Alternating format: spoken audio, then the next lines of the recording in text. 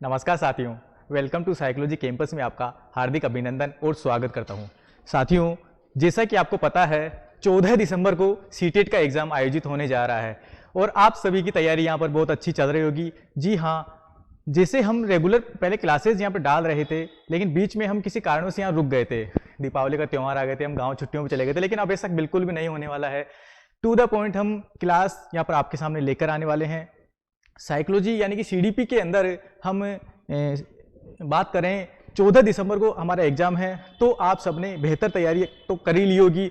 तो साथियों, जैसे कि हमें लगता है कि कौन कौन से टॉपिक जो हम सभी को यहाँ पर देखने चाहिए, उनमें से ज़्यादा प्रश्न एग्जामिनर बार बार पूछता है, तो उन सब को लेकर हम यहाँ आपके सामने चर्चा करेंगे। जैसे कि आज का हमारा टॉपिक आप सभी को स्क्रीन पर दिखाई दे रहा है, वृद्धि ग्रोथ जिसे हम कहेंगे, और इसके बाद हम डेवलपमेंट को लेकर आएंगे। फिर हम जैसे कि इसमें साइकोलॉजी के अंदर जीन पियाजे हैं, वाइगोस्की हैं, कोलबर्ग हैं, ये इतने बेहतर टॉपिक हैं कि इनके बिना एग्जाम संभव ही नहीं है। चाहे हम सीडीपी के एग्जाम को लेकर ही क्यों न, ये भारतवर्ष में किसी भी टीचिंग एग्जाम की अगर देखे जाए तो इन टॉपिक में से प्रश्न आना तय है। तो साथियों, हम आज करते हैं वृद्धि का टॉपिक, और आप सभी लगातार बने रहें, जुड़े रहें। आज के सेशन को सभी लाइक शेयर सब्सक्राइब जरूर करेंगे और अपने साथियों को भी स्टेटस लगाने के लिए कहेंगे। चलिए साथियों, वृद्धि, जैसे कि नाम से ही आपको दिखाई दे रहा है कि ग्रोथ, यानी कि साथियों अगर मैं कहूं कि ग्रोथ क्या होती है, आपसे पूछूं कि मुझे ग्रोथ के बारे में बताओ, तो आप क्या बताओगे? ग्रोथ के बारे में आप बताओगे कि जो ग्रोथ होता है वह हमारा यहाँ जो हमारा शारीरिक विकास है वो किससे जुड़ा हुआ है साथियों? जो हमारा शारीरिक विकास होता है यानी कि फिजिकल जो डेवलपमेंट होता है वो किससे जुड़ा हुआ है? वो टोटल ग्रोथ से ही जुड़ा हुआ है। बिल्कुल साथियों, जो हमारे शरीर के अंदर बदलाव देखने को मिलता है, लंबाई को लेकर देखने को मिलता है, उसका वेट को लेकर देखने को मिलता है, तो हम उस जो हमारी लंबाई को, वेट को हम क्या कर सकते हैं? हम उसका मापन कर सकते हैं। यानी कि मैं कहूँ जो हमारी वृद्धि होती है वह कैसी होती है? मात्रात्मक होती है। बिल्कुल मात्रात्मक होती है, क्योंकि हम यहाँ हमारी हाइट को और वेट को क्या कर सकते हैं? माप सकते हैं, तोल सकते हैं। नहीं तोल सकते? बताओ। अगर मैं कहूँ कि यार मेरा जो वजन है 65 किलो है, तो मैंने क्या कर लिया? मेरे वजन का तोल कर लिया। और हाइट के बारे में पूछोगे तो मैं बता दूंगा कि मेरी हाइट 5.4 इंच है, तो मैंने क्या कर लिया? हाइट का भी मापन कर लिया। अब ये तो नहीं है कि हाइट बढ़ती ही चली जाएगी, तो एक जो निश्चित मैच्योरेशन जो आती है, यानी कि एडोलसेंस जिसे हम कहेंगे, किशोरावस्था तक हमारी हाइट क्या आती? बढ़ती है। उसके बाद हाइट का बढ़ना रुक जाता है। तो साथियों, वृद्धि जो होती है वह मात्रात्मक होती है। और यह जो प्रश्न है आपके सीटेट के अंदर मैं बात करूं, 7 जुलाई अभी जो हमारा पिछला जो सीटेट का पेपर आयोजित हुआ था उसमें पूछा गया था। अभी हम जैसे ही क्लास हमारी कंप्लीट होगी हम क्वेश्चनों पर भी आएंगे, आप सभी यहां देखने वाले हैं। देखिए, अगला हमारा है कि जो स्ट्रक्चर चेंज यहां पर लिखा हुआ है, यानी कि मैं कहूं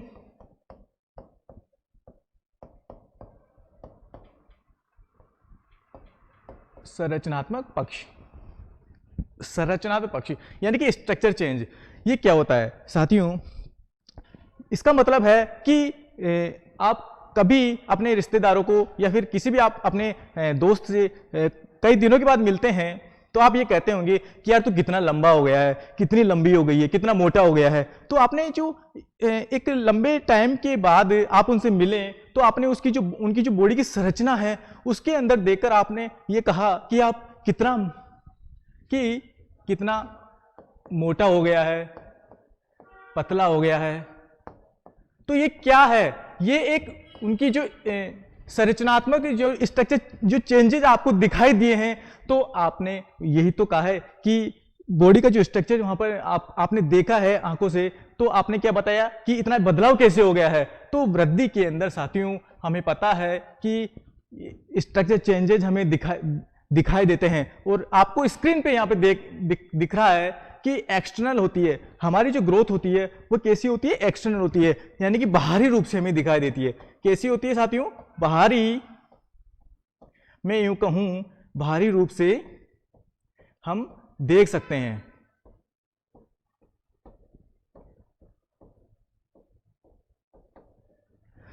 तो जो ग्रोथ यानी कि शरीर के अंदर जो भी हमें बदलाव होते हैं हम उनको बाहरी रूप से क्या कर सकते हैं, देख सकते हैं। ठीक है साथियों, जैसे कि चित्र के अंदर आपको दिखाई भी दे रहा है कि जो ग्रोथ होती है उसको हम क्या कर सकते हैं, हाइट का मापन कर सकते हैं, वेट को तोल भी तो सकते हैं। ठीक है, अगला हमारा है मैच्योरेशन। साथियों मैच्योरेशन का मतलब है कि इसका मीनिंग मैं बताऊं, परिपक्वता। परिपक्वता का मतलब है कि परिपक्वता तक मतलब ये है कि यानी कि हम कहते हैं ना कि मैच्योर, अभी हम मैच्योर नहीं हुए हैं किसी भी काम को करने के लिए, तो हमारी जो ग्रोथ होती है वो मैच्योर तक क्या होती है, रुक जाती है। यानी कि मैच्योरेशन जब हमारे बॉडी के अंदर आता है, किसी भी काम को लेकर हम देखें कि मैच्योर नहीं हुआ है, तो मैच्योर जो एडोलसेंस एक ऐसी एज है उसमें हम क्या है कि मैच्योर हो जाते हैं। तो मैच्योरेशन तक वृद्धि का क्या होता है, रुकना होता है। यानी कि वृद्धि का रुकना हम कह सकते हैं इसको। यानी कि मैच्योरेशन तक हमारी जो वृद्धि होती है वह रुक जाती है।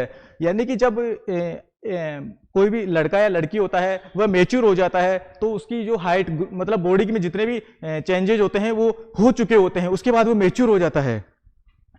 अगला हमारा है ग्रोथ स्पर्ट। यानी कि साथियों ग्रोथ स्पर्ट एक ऐसा पॉइंट है जो मतलब कि यौवनावस्था के अंदर हमें देखने को मिलता है। यौवनावस्था, अब इसमें ग्रोथ स्पर्ट के अंदर हम बात करें तो ग्रोथ जो स्पर्ट होता है यह बॉडी के अंदर अचानक से परिवर्तन होते हैं। अचानक से क्या होता है, अचानक से परिवर्तन हमें देखने को मिलता है। यानी कि आपको पता है कि जब यौवनावस्था यहाँ पर बच्चों की शुरुआत होती है तो लड़कों की अगर बात करी जाए तो 10 से 12 वर्ष की, जिसमें लड़कों के अंदर मैं बात करूं दाढ़ी आना शुरू हो जाती है, आवाज़ का भारीपन हमें दिखाई देने लगता है। और लड़कियों की बात करी जाए तो 11 से 13 वर्ष की यहाँ पर मानी जाती है, जिसमें लड़कियों की जो पीरियड साइकिल वो स्टार्ट यहाँ पर हो जाते हैं। तो ग्रोथ स्पर्ट का भी वृद्धि से देखा जाता है। अगला है बायोलॉजिकल प्रोसेस। साथियों यह एक जैविक प्रक्रिया है। कौन सी प्रक्रिया है, यह एक जैविक, तो जो हमारी वृद्धि होती है वह जो ग्रोथ होती है किसी में तो जल्दी हो जाती है, किसी में थोड़ा धीरे होती है। जो वृद्धि होती है साथियों ये जीवन भर चलने वाला प्रोसेस नहीं है, जीवन भर नहीं चलती है, यह केवल किशोरावस्था तक ही हमारी चलती है, उसके बाद रुक जाती है। तो मैं बात करूं कि ये एक जैविक प्रोसेस है, यानी कि ये सभी के अंदर होता है, लड़कों के अंदर भी होता है, लड़कियों के अंदर भी होता है। यानी कि हमारे पूर्वजों की मैं बात करूं, हमारे पूर्वजों से अगर कोई यहाँ पर कहे कि उसके पिताजी लंबे हैं तो यहाँ पर बेटा भी लंबा हो गया है, तो यहाँ कहेंगे कि ये तो एक जीन्स जो ट्रांसफर होते हैं, एक जैविक प्रक्रिया इसे हम कहेंगे। तो ये भी किससे जुड़ा हुआ है, वृद्धि से जुड़ा हुआ है। अब आप मुझे बताएं क्या सभी की ग्रोथ रेट एक होगी या अलग अलग होगी? सभी की जो ग्रोथ रेट होती है वह कैसी होती है, अलग अलग हमें देखने को मिलती है। यानी कि साथियों आपको पता है सभी बच्चों की जो ग्रोथ की जो रेट होती है, वृद्धि का जो बढ़ना होता है, सबकी अलग अलग होती है। कोई की हाइट जल्दी बढ़ जाती है, किसी का हाइट लेट बढ़ती है नहीं बढ़ती है। कोई ये मानो कि वेट में कोई ज़्यादा है कोई कम है, तो हर बालक बालिका की यहाँ पर, हर स्टूडेंट की यहाँ पर ग्रोथ रेट सबकी अलग अलग होती है, एक समान कभी भी नहीं हो सकती है। अगला हमारा है इंडिविजुअल डिफरेंस, यानी कि व्यक्तिगत भिन्नताएं। साथ ही व्यक्तिगत जो भिन्नताएं होती है वह हर बच्चे की अलग अलग होती है। यानी कि एक भी बच्चे के अंदर जो इंडिविजुअल डिफरेंस होते हैं वो समान नहीं होते हैं, सभी की सोचने का तरीका अलग होगा, सभी की रुचि अलग होगी, हर स्टूडेंट के अंदर यहाँ पर इंडिविजुअल डिफरेंस अलग अलग होती है। और उसके दो फैक्टर माने जाते हैं। कौन कौन से फैक्टर होते हैं? एक तो उनकी हेरिडिटी होती है और उनका एनवायरनमेंट होता है। यानी कि यहाँ हमें ये देखना है कि बच्चे को किस तरह का एनवायरनमेंट हम दे रहे हैं। अगर उसे एक अच्छा एनवायरनमेंट हम दे रहे हैं तो बच्चे की ग्रोथ जल्दी हो जाएगी, और अगर हम इन्वायरमेंट सही नहीं मिल रहा है यहाँ पर बच्चे को, तो यहाँ पर ग्रोथ रेट धीरे होगी। ये हमारा वृद्धि का जो टॉपिक है क्लियर हो गया है। आगे हम देखते हैं, हम क्वेश्चन आने से पहले हम यहां अब ये एक अपन इनका क्रम देख लेते हैं। यानी कि मैं कहूं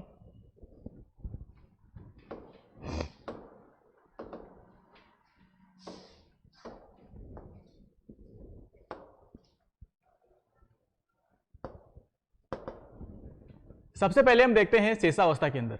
एक मिनट, हमें पेन चेंज करना पड़ेगा, वाइट लेना पड़ेगा।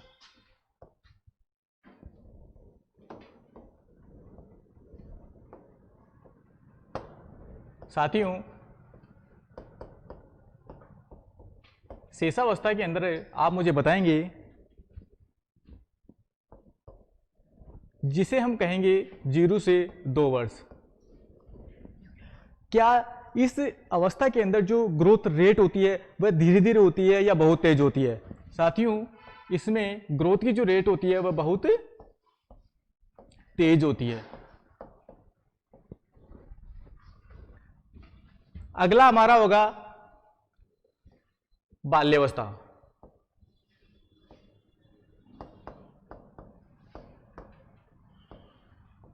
प्रारंभिक बाल्यावस्था।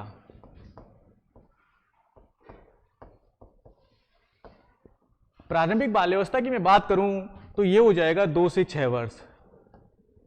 इसके अंदर जो हमारी ग्रोथ रेट होती है वो कैसी होती है? तेज होती है। यानी कि शेषावस्था की अपेक्षा जो प्रारंभिक बाल्यावस्था होती है उसमें ग्रोथ रेट शेषावस्था की अपेक्षा थोड़ी कम हो जाती है। उसके बाद है उत्तर बाल्यावस्था।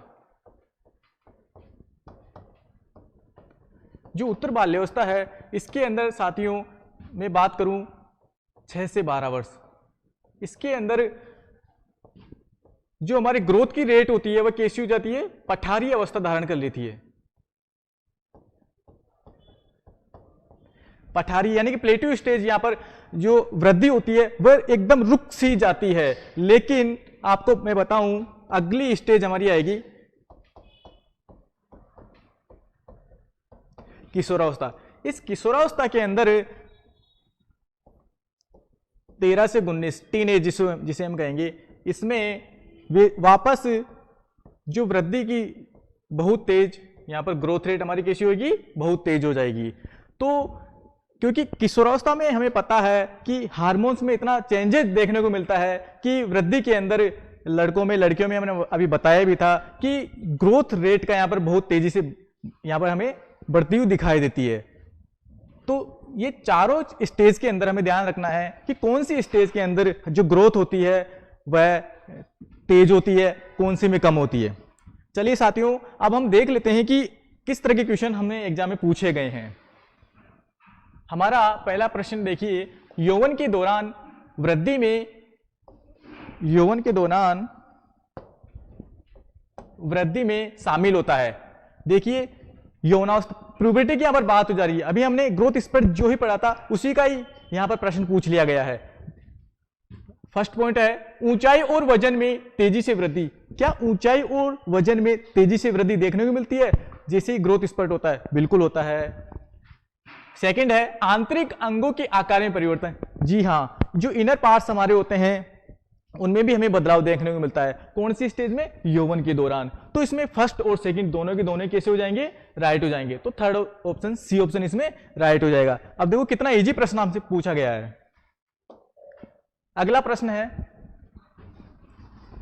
हेमंत का कद बहुत तेजी से बढ़ रहा है और अब उसका हाथ उसकी लंबी अलमारी के हैंडल तक आसानी से पहुंच सकता है, जिसे वह बहुत आसानी से अलमारी खोल सकता है। तो हेमंत की कद में बदलाव क्या कहा गया? यानी कि उसकी हाइट को लेकर यहां पर बात की गई है। हेमंत जो अलमारी को खोलने की यहां पर बात की जा रही है, तो हेमंत की यहां पर ग्रोथ में ग्रोथ हो चुकी है, तो वो आसानी से अलमारी को हैंडल को पकड़कर अलमारी आराम से खोल सकता है। तो हम सीधी सी बात है कि हम ग्रोथ पर ही यहां पर राइट करेंगे। तो सेकंड ऑप्शन इसमें हो जाएगा। अगर प्रश्न को ढंग से पढ़ लिया जाए तो उत्तर उसी में ही छुपा हुआ है। देखिए अगला प्रश्न है साथियों, बच्चों की लंबाई और वजन में वृद्धि किसका परिणाम है। यह जो प्रश्न है मैं आपको बताऊं, यह सीटेट अभी हमारा 7 जुलाई 2024 को हुआ था, उसमें यह डायरेक्ट प्रश्न पूछा गया था कि बच्चों की लंबाई और वजन में वृद्धि किसका उदाहरण है। क्या आप मुझे बताएं संज्ञानात्मक परिवर्तन का ये उदाहरण है? जी नहीं, संज्ञानात्मक परिवर्तन तो हमारे जो मानसिक विकास है उससे संबंधित है।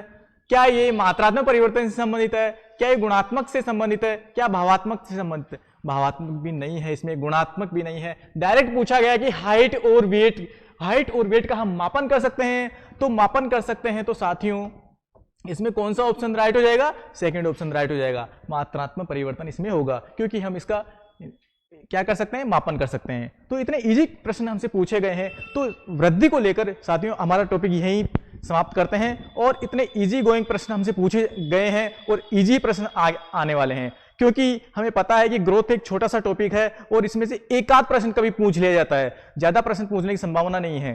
तो साथियों ग्रोथ को लेकर आज हम इतनी चर्चा करेंगे। मिलते हैं अगली क्लास में। आप सभी को बहुत बहुत धन्यवाद। Thank you.